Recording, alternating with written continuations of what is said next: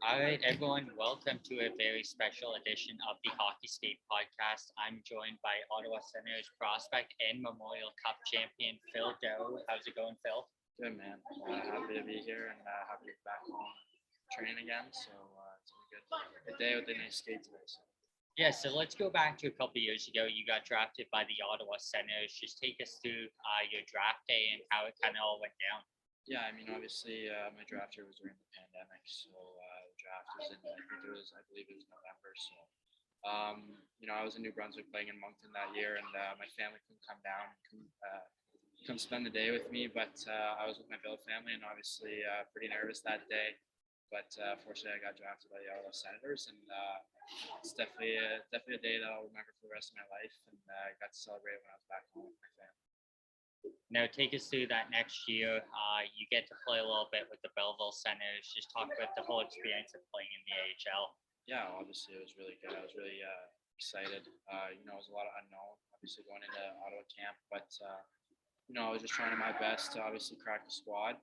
Even though Ottawa's a really young team, they had a lot of prospects, but I was just trying to do my best every day and just show my skill set, my talent, and fortunately it worked out for me. And obviously Belleville's a great place to play, close to home, and really got a lot of prospects, and I learned a lot for the half a year I was there, and can't wait to get started next year.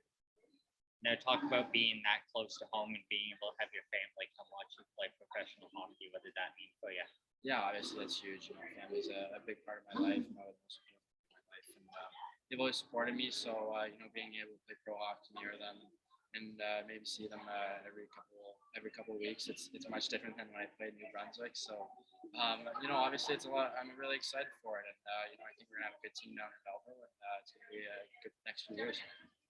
Now, take us through this year. You started in Belleville and then end up going out to New Brunswick there with St. John Sea Dogs. So just take us through how the whole year went for you.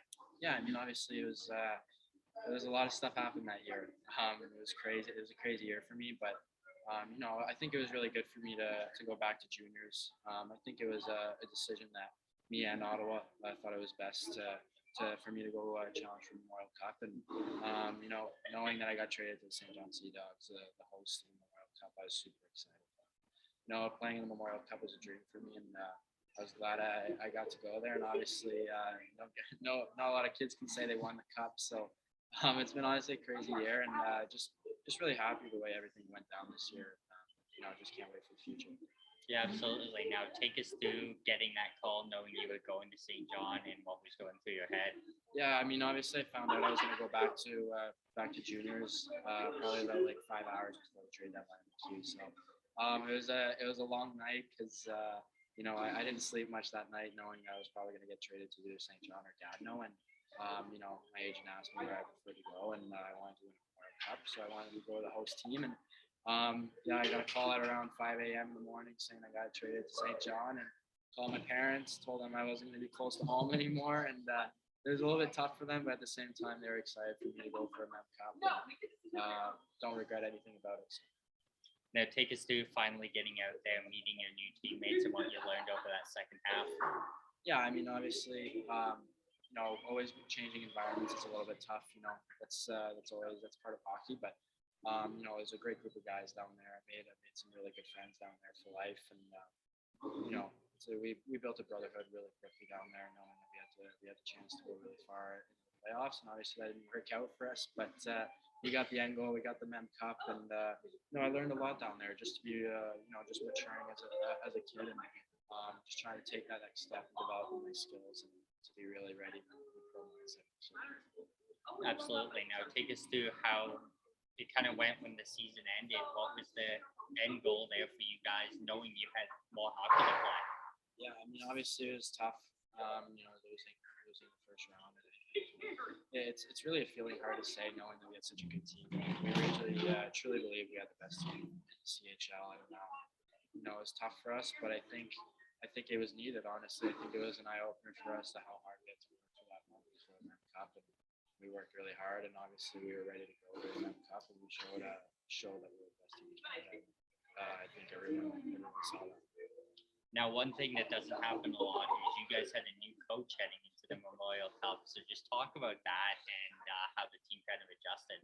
Yeah, I mean, obviously it was crazy a little bit knowing that we won about 16 games in a row. We were 25 and 2 the second half of the year, and changing coaches was a little bit of a shock for me and all the players. But I think a new coach that came in, Gordon McDougall, he's definitely one of the top coaches I've ever had. Really a motivator.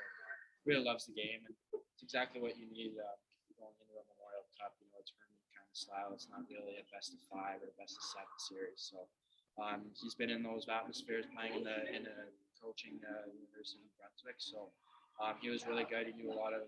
He's a winning coach, and I think we truly won. So.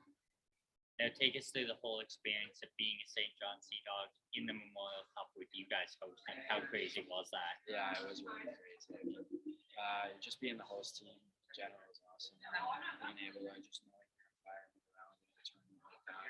Obviously, lots of nerves are in, but the fans really helped us. They were awesome. All along I knew the fans were the best fans in the CHL, and we couldn't thank them enough. I know myself and all my teammates. We know that they were really a 6th player for us, 7th player on the ice. So they really helped us a lot and gave us a lot of confidence. Now, take us through that finals there. You guys get the victory, of course. Just take us through that whole game and what was going through your head. Yeah, I mean, obviously a lot of nerves before the game. That was probably the biggest game of my life, and same thing with my teammates. So a lot of nerves for sure, but I think we just kind of brought it back to we had nothing to lose.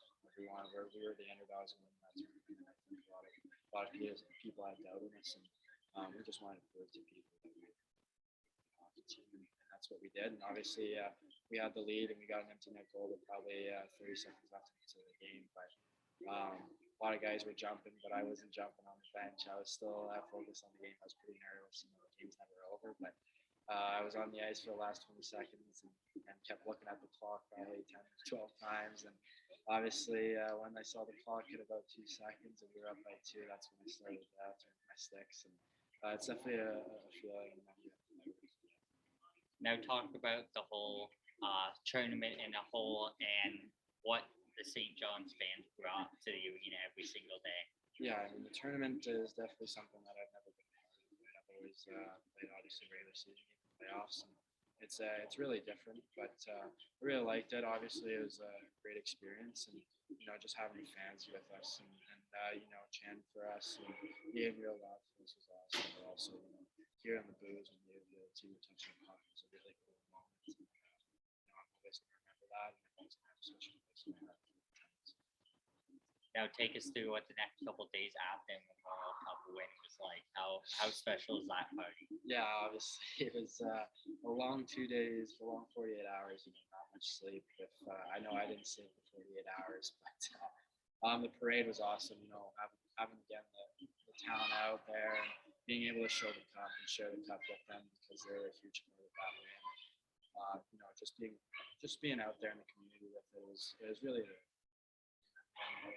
And obviously, just being able to spend time with the boys, and it's going to be the last time we're going to see each other. So, we're obviously friends for life, but it's obviously everyone's trying to move up in their lives and their careers, and it's going to be tough. But I know in the future, hopefully, we're going to get together and obviously maybe go watch another Memorial Cup. So.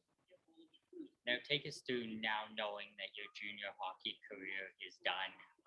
Just take us through and let the fans know what your biggest takeaways from your years in junior are. Yeah, I mean, for sure. I mean, it's obviously a little emotional. I played 3 long years in junior, and I know it's not as long as other players, but it was the best 3 years of my life as of right now. I'm going to remember so much of my 3-year junior career, and just for all the fans out there, junior hockey is probably the best time of your lives. And obviously, pro is a lot of fun, but it becomes a real job, and over there you make friends and buddies for life. And it goes by real quick, so try to soak up every moment as you can. Obviously, we appreciate all the fans who just support us along the way. It's just a great few years in their life.